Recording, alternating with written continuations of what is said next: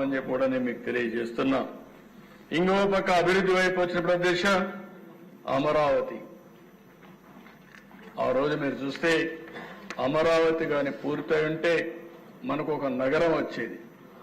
ఒక నగరం వస్తే ఆర్థిక అభివృద్ధికి కేంద్రంగా ఉండేది. దీనివల్ల ప్రభుత్వానికి ఆదాయం పెరిగేది.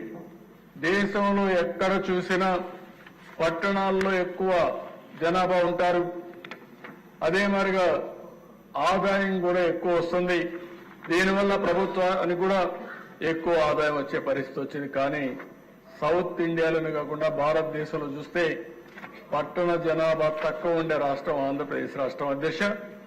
దీనివల్ల కూడా మనం చూసినప్పుడు దక్షిణ భారతదేశంలో తక్కువ పర్ క్యాపిటల్ ఇన్కమ్ ఉండే రాష్ట్రం కూడా మనది.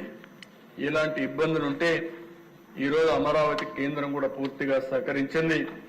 15,000 కోట్ల రూపాయలు డబ్బులు ఇవ్వడానికి ఒప్పుకున్నారు.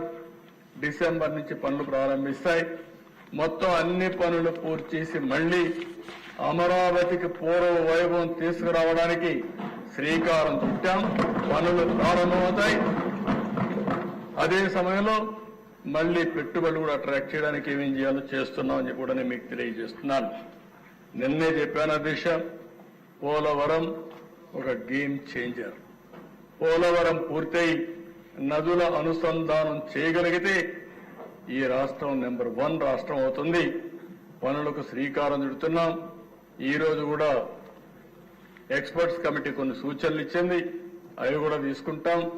పగడ్బందీగా పోలవరం పనులు ఏ విధంగా చేయాలో చేస్తామని చెప్పి కూడా నేను మీకు తెలియజేస్తున్నాను. దీనికి డబ్బుల కొరత లేదు. 12,157 కోట్ల రూపాయలు ప్రస్తుతానికి మొత్తం శాంక్షన్ చేశారు. మళ్లీ చెప్తున్నా, ఈ ప్రభుత్వం ఎక్కడా రాజీ పడం. 45.72 మీటర్లు ఎత్తుగట్టే విధంగానే ఈ ప్రాజెక్టు పని పూర్తి చేసే విధంగా ముందుకు పోతామని చెప్పి కూడా నేను మీకు తెలియజేస్తున్నాను. ఇంకో పక్కన దేశ 1-2 కాదు, కేంద్రం డబ్బులు ఇస్తే, సెంట్రలీ స్పాన్సర్ స్కీమ్స్ లో డబ్బులు వస్తే అన్ని కూడా డైవర్ట్ చేసేశారు. 4,500 కోట్ల రూపాయలు కేంద్ర నిధులు డైవర్ట్ చేసి కేంద్రం నుంచి డబ్బులు తేలని పరిస్థితికి వచ్చారు. ఈ ప్రభుత్వం వచ్చిన వెంటనే 4,500 కోట్ల రూపాయలు పే చేసి మళ్లీ కేంద్రం నుంచి డబ్బులు తెచ్చే ప్రక్రియకు శ్రీకారం చుట్టామని చెప్పి కూడా నేను మీకు తెలియజేస్తున్నాను. దీంట్లో ఒక ఎగ్జాంపుల్ మీరు చూస్తే అధ్యక్ష, నిన్న కూడా డిప్యూటీ సీఎం గారు మాట్లాడారు. జల్ జీవన్ మిషన్ కేంద్రం 45% గ్రాంట్ ఇస్తున్నారు.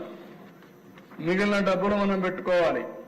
కొన్ని రాష్ట్రాలైతే 1,00,000 కోట్ల రూపాయలతో ఇంటింటికి ట్యాప్ ఇచ్చే పరిస్థితికి వచ్చారు. ఇంకో పక్క వాటర్ కూడా సస్టైనబుల్ సోర్స్ లో తీసుకునే విధానానికి శ్రీకారం చుట్టారు. ఫస్ట్ గైడ్ లైన్స్ ఫిలాసఫీ మీరు చూస్తే మామూలుగా టెంపరవరీ బోర్డు నుంచి కాదు, టెంపరవరీ సోర్స్ నుంచి కాదు, సస్టైనబుల్ సోర్స్ ఉండాలి. అక్కడనే ఇంటింటికి ట్యాప్ ద్వారా నీళ్లు ఇవ్వాలని కేంద్ర ప్రభుత్వం చాలా స్పష్టంగా నిర్దిష్టంగా ప్రకటించింది.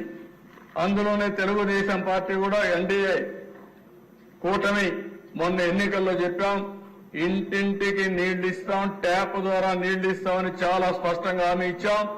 ఆ హామీకి కట్టుబడున్నాం. ఒక పక్కన డిప్యూటీ సీఎం గారు, ఇంకో పక్క నారాయణ గారు అమృత్ కింద ఇంటింటికి నీళ్లు ఇచ్చే కార్యక్రమానికి శ్రీకారం చుడతామని చెప్పి కూడా నేను మీకు తెలియజేస్తున్నాను.